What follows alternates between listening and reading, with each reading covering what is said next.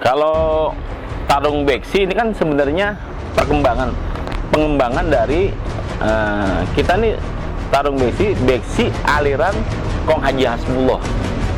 Pakem beksinya dulu kan terkenal 3 pakem beksi nih, beksi Kong Nur, beksi Kong Haji Hasbullah, beksi Kong Simin. Itu begawan beksi yang pada satu yang punya nama besar lah di kalangan peserta beksi.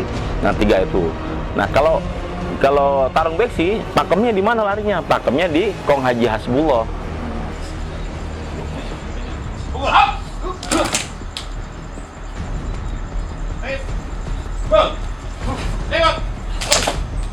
Pas.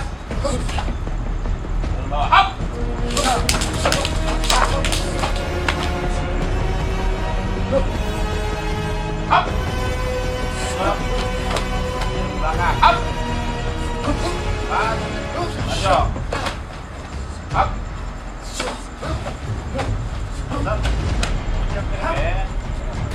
Ya, hap. Bol. Pin. Bol. Sekut, hap. Pas. Stop. Jauh pukul. Yuk.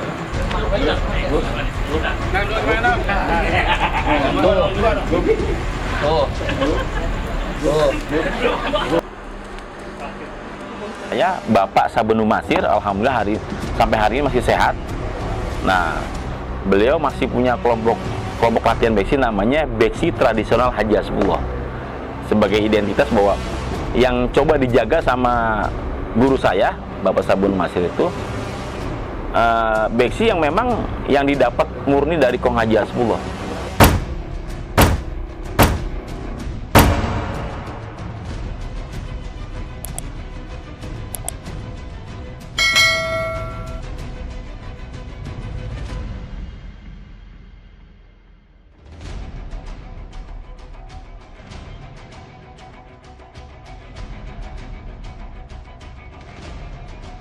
Kalau kampung silat, kalau dari mulai Tangerang, Bayoran sampai Ciledug itu memang terkenal banyak komunitas silat. Nah, tapi kalau disebut kampung silat yang kayak di situ Babakan tuh belum ada sih. Kalau dari ini, kalau sempat ada gagasan untuk bikin kampung silat itu di daerah Petukangan, kampung silat Petukangan gitu. Itu pun baru tahap survei sama Dinas Kebudayaan ya. Nggak tahu sekarang perkembangannya gimana. Artinya di kalangan pesilat di Petukangan itu coba bikin tempat yang disebut kampung silat Petukangan gitu. Ada yang bilang kampung silat beksi Petukangan gitu judulnya itu berharap kita mau coba duplikasi seperti yang ada di situ Babakan. Nah, kalau itu kan memang proyek pemerintah ya. Kalau ini berangkat dari semangat anak-anak pesilat, pengen bikin, karena di Petukangan itu kan terkenal cikal bakal berkembangnya beksi itu dari mulai Dadap itu mulai berkembang dan terkenalnya beksi itu ya di Petukangan, Cipulir, Bayoran Lama dan sebagainya. Karena di Dadap dulu namanya besi, berubah jadi beksi itu terkenal di lidah orang-orang Betawi. Beksi itu ya Petukangan, Bayoran Lama sampai Ciledug lalu Jamilah gitu, malah boleh dibilang basisnya gitu. Jadi kalaupun ada kelompok-kelompok silat masih sifatnya kelompok belajar lah, kelompok latihan gitu. Kalau tarung beksi ini kan sebenarnya pengembangan dari kita nih tarung beksi aliran Kong Haji Hasbullah. Pakem beksinya dulu kan terkenal 3 pakem beksi nih, beksi Kong Nur, beksi Kong Haji Hasbullah, beksi Kong Simin. Itu begawan beksi yang pada satu yang punya nama besar lah di kalangan peserta beksi. Nah 3 itu. Nah kalau tarung beksi, pakemnya di mana larinya? Pakemnya di Kong Haji Hasbullah. Guru saya Bapak Sabenu Masir, alhamdulillah sampai hari ini masih sehat. Nah, beliau masih punya kelompok latihan beksi namanya Beksi Tradisional Haji Hasbullah. Sebagai identitas bahwa yang coba dijaga sama guru saya Bapak Sabenu Masir itu beksi yang memang yang didapat murni dari Kong Haji Hasbullah gitu. Kita yang kelompok kita, saya murid Kong Haji Hasbullah, muridnya Bapak Sabenu, saya buat nih kelompok latihan. Kan sekarang udah mulai banyak berkembang nih orang bikin kelompok beksi Haja 10, terus beksi 1, terus beksi macam lah, bisa kelompok. Tujuannya sebenarnya gini, mau mengembangkan beksi dengan caranya masing-masing. Nah, dengan stylenya masing-masing. Karena tiap guru punya stylenya masing-masing, cara ngajar, terus cita-cita yang mau diinginkan tuh dengan membawa kendaraan nama. Nah, tujuannya beksi Haja 10. Nah, kebetulan tarung beksi memang orientasinya mau ngebuktiin bahwa silat beksi itu bisa turun ke turnamen-turnamen profesional. Kan selama ini banyak silat beksi, silat tradisional Betawi khususnya ya, orang terkenal hanya bisa lihat tuh di panggung budaya, pagelaran sebagainya, terus kemudian di lenong, palang pintu dan sebagainya, sehingga ketertarikan orang di luar Betawi dengan beksi itu jadi nggak tertarik, karena oh itu mah memang bela diri keturunan harus orang Betawi, toh juga tampilnya juga paling di panggung, sedangkan mereka yang harus prestasi dan sebagainya, apa iya beksi bisa buat tarung atau berkelahi kan gitu. Karena akhirnya timbul tantangan nih bagi saya nih, yang dulu memang praktisi tarung, saya dulu di taekwondo, fighter juga, sehingga ketika saya jadi guru beksi, obsesi saya pengen ngebuktiin bahwa beksi itu ternyata efektif juga buat tarung profesional, tinggal tergantung metode pelatihannya gitu. Kita nggak bisa samakan metode pelatihannya seperti metode orang yang arahnya ngebawa beksi ke dunia seni budaya. Kita nggak ngecilin mereka yang aktif di situ, nggak, tapi kita punya spesialisasi sendiri lah. Beksi dibuat pola latihannya yang mengarah untuk turnamen tarung-tarung bebas lah gitu, event duel, event silat bebas dan sebagainya. Alhamdulillah kader-kader tarung beksi udah pernah turun di event-event itu. Artinya kita bisa ngebuktiin bahwa beksi ternyata bisa kok, tinggal tergantung metode pelatihan yang kita terapkan gitu. Awalnya kan kita tertantang nih, kita latihan cepak, orang pasti tanya, itu mah nggak mungkin tuh kepake nah kita buktikan gitu. Nah, kita juga sambil belajar gimana sih dari silat yang kita punya itu menciptakan metode mereka bisa turun di turnamen-turnamen bebas. Apa yang perlu dirubah metodenya gitu, bukan beksinya yang dirubah, bukan teknik beksinya yang dirubah, tapi lebih kepada metode pelatihannya yang dirubah. Kita ngadopsi, kita lihat cara Muang Thai latihan, cara tinju latihan, cara orang-orang MMA latihan. Ternyata kuncinya apa? Repetisi, pengulangan gerak. Mukul nggak cuma sekali, satu gerakan bisa mereka lakukan bisa 1000 kali dan sebagainya, sehingga timbul refleks dan sebagainya gitu. Nah, pola di silat ini kan dulu metodenya semuanya dilatih, cuma dikit-dikit. Nah, dikit-dikit. Nah, sedangkan kalau kita tarung itu yang kepake bukan apa yang kita bisa, tapi apa yang biasa gitu. Tinju tekniknya cuma jab, strike, uppercut, hook, dan tapi dilatihnya ribuan kali, sehingga apa yang dia latih sama apa yang digunakan pada saat tanding keluarnya sama gitu. Yang jadi momok orang di luar silat kan dibilang silat latihannya lagunya banyak, berantem tetap aja pukul-pukulan sama jenggut-jenggutan. Nah, itu kan sebenarnya PR buat orang-orang silat, harus mikir lagi. Mewakili ya, kita nggak merasa bahwa tarung besi silat yang modern, nggak. Coba masuk ke dunia yang lebih profesional tandingnya, dunia modern. Sampai hari ini pun tarung besi ditawarin untuk tampil di kejuaraan IPSI itu kita nggak, karena memang kita nggak mengarah ke situ gitu. Silahkan yang lain aja, kita ambil porsinya masing-masing gitu. Karena intinya yang mau kita buat bangga nama beksinya, nama guru kita, guru Kong Haja 10 alirannya, termasuk guru saya Bapak Sabun Masir, mau saya buat bangga. Guru nih, beksi kita saya bawa nih di tengah orang-orang yang latar belakang bela dirinya berbeda. Saya bisa bukti ini loh beksi. Kalau kita ngomong sama beksi mah ya mau bener mau enggak ya membela diri gua sih nggak ada pelawaran. Tapi ketika kita berhadapan dengan bela diri yang berbeda, dia akan tanya, ini fungsinya apa bang? Fungsinya apa ya? Sampai dia bilang, oh bagus juga ya. Artinya kan objektif nih. Bukan karena gua orang Betawi, gua akan bilang ya bagus gitu. Karena faktanya kan tampil di panggung, yang tampil orang Betawi, yang nonton orang Betawi, ya yang nepukin orang Betawi. Ya rame ya dari lulu gua dua ya gitu. Nah, kita mau coba yang ngomong bilang beksi bagus itu jangan orang Betawi dan jangan juga orang beksi. Dia kan mereka orang tinju, orang Muang Thai, orang Jawa, orang Sumatera bilang bela diri ini bagus bang. Nah artinya objektif. Mudah-mudahan jadi sebuah kebanggaan buat kita orang anak beksi. Memang kesulitan secara teknik kita kan mau nggak mau harus nyelam ya. Jadi ya sambil belajar sambil jalan sambil belajar lah gitu. Yang paling ini yang terasa itu ya perlawan dari rekan-rekan sama beksi aja. Dianggap kita mengubah pakem beksinya lah, terus agak sesat lah ya. Opininya seperti itu, tapi faktanya ketika kita bawa nama besar beksi, harum nama beksi, mereka gitu harum gitu. Makanya saya coba ngajak sama sesama rekan-rekan beksi, biarkan mereka berkiprah dengan caranya masing-masing. Yang penting satu, yang dibawa harum nama beksi dan nama guru beksinya. Biar mereka, karena kalau misalkan beksi cuma diarahkan ke sini-sini, kasihan orang yang bergabung di beksi, dia punya jiwa nih, jiwa prestasi, jiwa petarung dan sebagainya. Kasih juga haknya dia, gitu. Jangan semua digiring ke seni, kan nggak semua orang punya jiwa seni di situ. Kasih haknya dia, gitu.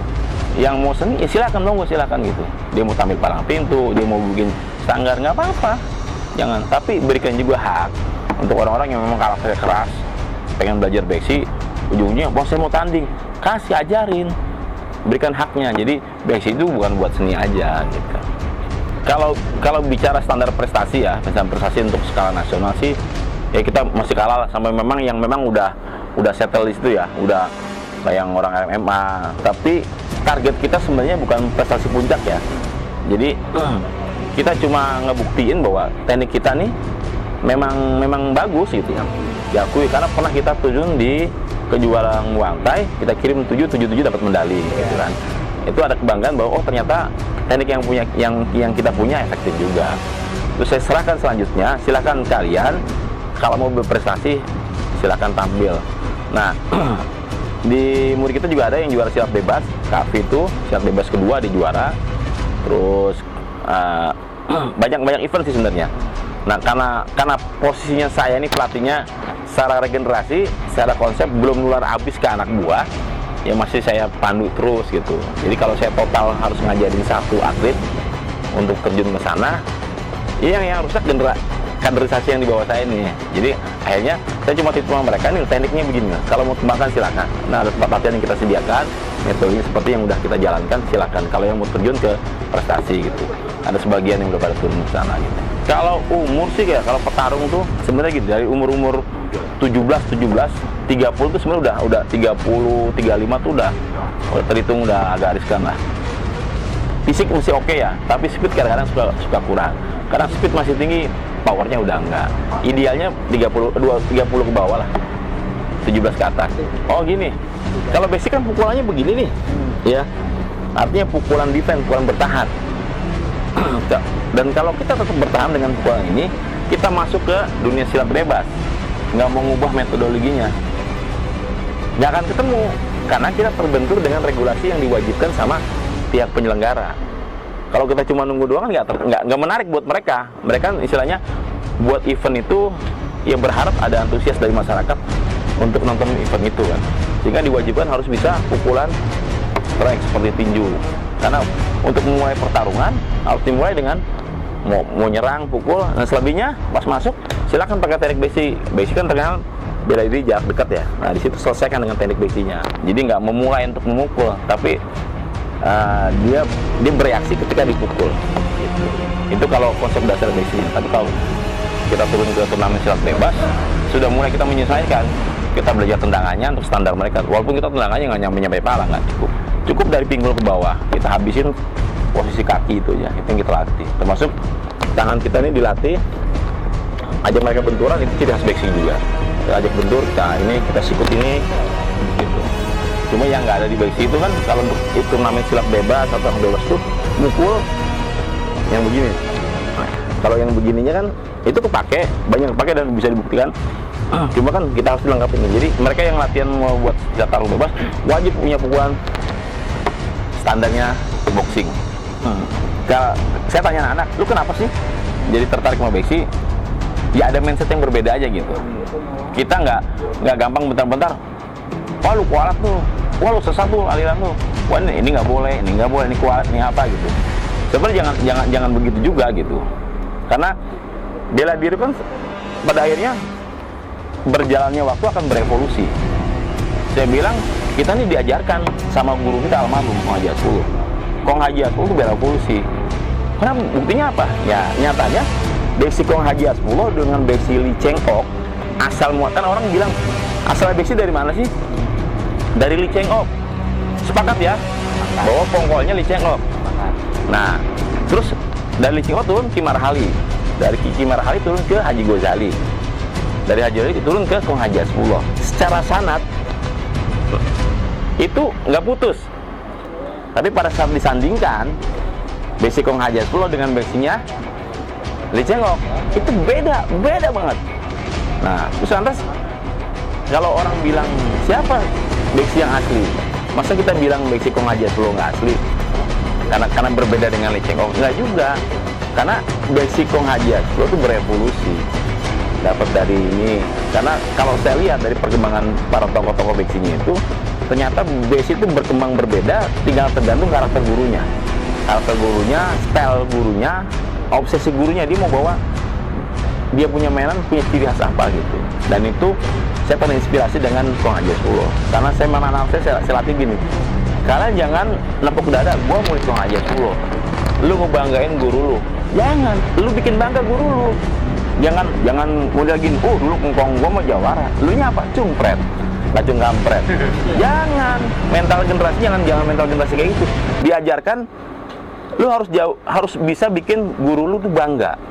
Jangan lu bangga sama guru lu, itu udah pasti gitu. Tapi bangga sama guru doang, ditanya lu apa? Ya buat timbang satu jurus, 2 jurus gitu. Jangan, lu buat prestasi yang bikin guru lu bangga. Terus institusi beksinya bangga. Lu buat harum, tampil tarung beksi, ujung-ujungnya ada beksinya. Gua orang beksi juga ikut bangga. Jadi makanya silakan orang-orang kader-kader beksi berkiprah dengan kemampuannya masing-masing, gayanya, terus obsesi masing-masing. Yang penting jaga nama baik guru dan jaga nama baik beksi. Jadi nggak perlu lagi namanya debat. Ini mau beksi bukan asli, ini beksi yang ini itu udah nggak musim lagi. Jadi rubah mindsetnya, rubah mindset cara berpikirnya, sehingga yang dihasilkan generasi-generasi yang akan berbeda nih cara berpikir silatnya gitu. Bikin bangga Tawi dengan beksinya gitu. Saya bilang, wah abang mah sekarang jangan malu diundang-undang ke acara-acara budaya, abang nggak cinta budaya. Nah ini persepsi yang salah. Cinta budaya bukan berarti kalau cinta budaya saya harus main palang pintu, saya harus main lenong, terus budaya itu komponennya banyak. Kuliner itu bagian dari budaya. Judulnya seni budaya. Terus palang pintu budaya. Nah silat itu juga bagian dari seni budaya. Nah saya ngambil spesialisasinya di silat. Nah kalau saya bongkar silatnya, saya kembangin silatnya, saya pencinta budaya, tapi khusus untuk jurusan silat gitu. Saya nggak komplain sama yang jurusan kuliner. Lu katanya budaya, lu kenapa nggak belajar silat? Nggak begitu. Jadi jangan paksakan. Pengertian budaya bukan include semuanya harus bisa. Nggak semuanya. Saya suruh masak ya nggak becus. Saya suruh malang lenong ya saya bukan punya jiwa seni gitu kan. Nah gitu. Begitu juga sama. Saya nggak paksakan mereka yang orang sini untuk tampil di tarung bebas. Nggak akan bisa gitu. Silakan bawa nama beksi dengan cara dan gayanya masing-masing. Jadi adem gitu. Di antara peserta adem, nggak beda dikit rame, beda pukul miring dikit rame. Kalau saya tanya, lu mau miring mau apa? Yang penting lu tanggung jawab.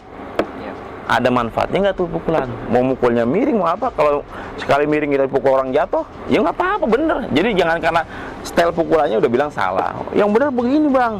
Terus efeknya apa mah? Nah gitu, maksud saya gitu. Jadi belajar untuk mengubah mindset lah. Yang pertama, saya orang Betawi. Satu. Yang kedua, kita kan orang laki, ya kan? Selain itu buat pegangan kita juga, tapi karena silat ini saya memang suka gitu. Hobi lah ya. Hobi ya. Jadi 3 itu yang saya pegang. Jadi satu orang Betawi, terus saya juga di jalanan juga karena kan kita orang laki, kita nggak tahu ya kan di jalan itu ada apa. Nah yang ketiga juga saya memang suka sama beksi ini. Dari saya sering melihat tutorialnya di YouTube. Terus pada saat tarung beksi kadernya itu ada yang ikut di pentas itu, saya juga lihat dan itu menarik buat saya gitu. Ya. Saya awal mula belajar karate Oh. SMP, terus satpam juga karate juga tuh, mau wajib kalau satpam ya karate. Terus di Dingkrik pernah, abang nyebrang Sabeni pernah. Terus akhirnya kita mentok di Pepsi. Lihat, nah itu karena yang udah dibilang sama saya juga, saya juga orang lapangan juga, ya kan beda. Bukan berarti kita membedakan silat yang lainnya, semua sama bagus. Ya kan, cuman di sini kita ada perbedaan doang, gitu aja. Dari segi pukulnya ininya, pokoknya fisiknya bagus lah itu aja. Untuk di situ. Dan apalagi kita seorang atlet, udah dibilangin kita harus punya bekal itulah. Apalagi di lapangan ya. Perlu itu ya, Zaman Pak? sekarang, ya tahu sendiri sih bilang zaman sekarang, zaman edan bang. Nah, iya. Zaman edan, orang udah pengen tebas-tebas ada begal di mana-mana itu kita kalau kita nggak ada pegangan, maaf, ya namanya kita mukul, semua orang bisa mukul bang. Nggak perlu belajar silat, mukul bisa silat. Kan gitu. Bawaan lahir ya? Iya, bawaan lahir. Tapi kalau kita udah belajar silat, pokoknya kita marahnya kemana, kita tahu bang. Begitu. Nah di sini saya mentok di situ bang. Itu aja. Silat ya, silat tuh luar biasa. Saya katakan luar biasa karena silat tuh lahir nggak ujuk-ujuk terciptanya teknik, tapi ada filosofis yang coba diajarkan di silat ya. Kayak contoh, pada umumnya silat tuh filosofis yang paling sederhana yang hampir semua silat sama memperlakukan itu, bahwa silat itu ibarat seperti golok ya. Golok, kalau orang buat golok tuh nggak usah mikirin nih golok kalau tajam kena orang bahaya, nggak usah, asah aja sekali. Jadi belajar dari tukang golok, diasah, Masih terus. dicoba lagi asah, udah yakin tajam, dicoba tajam, baru dipikirin bagaimana dibuat sarungnya. Kenapa dibuat sarungnya? Supaya nih golok tajam nggak berbahaya sama orang. Begitu juga silat. Belajar silat mah jangan mikirin ntar nih pukulan kita kena orang bahaya, kena pasal penganiayaan dan sebagainya. Udah belajar aja, soal besok mau berantem dan nggak ada hukum. Itu satu. Setelah udah bagus, udah hebat, poles, bikin sarungnya. Sarungnya apa? Agama. Ajarin tuh orang punya sopan santun. Dari agama itu orang akan lebih terjaga emosinya dan sebagainya. Itu kita belajar agama. Jadi sarungnya itu agama. Kalau cuman diajarin bela diri doang, terus nggak diajarkan agama, ini repot nih. Emosi dikit, pukulan keluar. Emosi dikit, pukulan keluar. Nah itu yang nggak bagus. Ya, silat dilahirkan itu filosofis yang hampir semua silat menerapkan seperti itu. Dan yang saya rasakan sendiri di silat itu filosofis samina wa ta'na. Jadi dengerin, ngikutin apa kata guru. Jadi nggak usah lu tanya, ini mah enggak. Udah ikutin aja kata guru. Guru tahu caranya, ntar pada akhirnya endingnya lu jadi bisa seperti yang lu harapkan. Guru mau prosesnya, mau suruh push up dulu, mau lu mukul dulu, mau apa, guru tuh lihat lebih jeli gitu. Jadi persis kayak kalau petinju kan bilang, sehebat-hebatnya juara ada sisi gelap yang nggak bisa dilihat sama si sang juara, kecuali apa? Pelatih yang bisa lihat. Sama murid juga, kenapa di silat harus samina wa ta'na? Karena ada yang dia nggak bisa lihat nih murid nih, tapi guru tahu nih kudu dilempengin dulu pukulannya nih, baru ntar ketemu teknik yang ini. Nah itu guru yang punya. Makanya dituntut semua murid di silat, udah lu jangan banyak permintaan, dengerin aja apa kata guru. Insya Allah endingnya apa yang lo harapkan ketemu gitu. Itu silat tuh. Jadi yang unik nggak lepas dari filosofisnya gitu. Contoh lagi kalau kita balik ke beksi ya, beksi kan kalau mau latihan hormat begini. Kenapa pas mukulnya ke samping? Nah, kenapa nggak mukul ke depan? Kan musuh di depan. Oh enggak, konteksnya beda. Ini lagi latihan. Kita hormat sama guru di depan kita hormatin. Kita mau jalan juga ke samping. Kenapa? Ke depan masih kita habis hormatin guru, kita kepoin begini. Tuh, saking sensitifnya tuh orang dulu menjaga yang namanya sul adab, sopan santun. Adab. Udah begini, waduh, guru kepelin. Tuh, orang dulu mas saking sensitifnya. Iya. Ngepelin guru gini udah wah, sensitif. udah sensitif. Ke samping dia gitu. Oh, nyemin aja mau latihan kan gitu. Samping itu di beksi ya. Kalau di silatnya nggak tahu ya. Mungkin punya filosofis yang berbeda gitu. Kental dengan syarat dengan filosofis lah gitu. Kalau saya gini, beksi itu bela diri tua bang. Bela diri tua. Abang boleh lihat dari mulai di Kampung Dadap, Kampung Melayu, Cengkareng dan sebagainya. Nama beksi itu terkenal bang. Kalau di sana terkenalnya besi. Besi. Kesini ketika dari kalau mulai Tangerang sih orang dengarnya beksi. Apapun namanya, maksud saya angkat nih bendera ini, bendera kesatuan. Nggak usah ngeliat sisi perbedaan. Lu mau gaya apa, yang penting maslahat lah. Ada kemanfaatan yang lu lahirkan dari situ. Dengan lu mau gaya seni kayak mau apa gitu. Ya silakan, nggak apa-apa gitu. Jangan diperdebatkan. Tetap gandengan tangan. Ayo sama-sama kita harumkan nama guru kita, kita namakan, kita harumkan nama beksi itu sendiri, sehingga nggak lagi menjadi pertanyaan. Lu latihan keplek pas giliran berantem aja lu jenggut-jenggutan. Nah, itu kita tepis. Dan kita harus mau autokritik lah. Kita kritik aja pribadi kita dulu gitu. Kalau ada orang ngomong-ngomong gini, apa iya ya gitu. Jangan langsung baperan, emosi, cabut golok. Nggak akan pernah berkembang kayak gitu. Jadi saya ngajak, ayo insan beksi nih, siapa? Beksi yang latar belakangnya apa, nggak apa-apa. Pokoknya yang judulnya namanya beksi, pukulan centang, saudara saya. Kita ajak, ayo satu, kita angkat nama beksi. Jangan perbedaan yang kita angkat. Jangan timbang baru kepala miring dikit, sikutan miring dikit. Wah, ini bukan pakem kita, ini sesat. Itu. Yang mindset begitu yang bakal tenggelam dengan berjalannya waktu. Akan tenggelam, makan zaman lah gitu. Kalau saya pesan itu aja. Dan itu saya pesankan ke murid-murid saya juga gitu. Jadi ubah mindset kalian, latihan nggak cuma sekedar pukul, sikut dan sebagainya. Lu mempermasalahkan gerakan orang yang berbeda, jangan. Itu bukan zamannya lagi gitu ya. Itu. Oke? Makasih, Guru. Siap. Bang, makasih Bang Bagal, Bang. Makasih.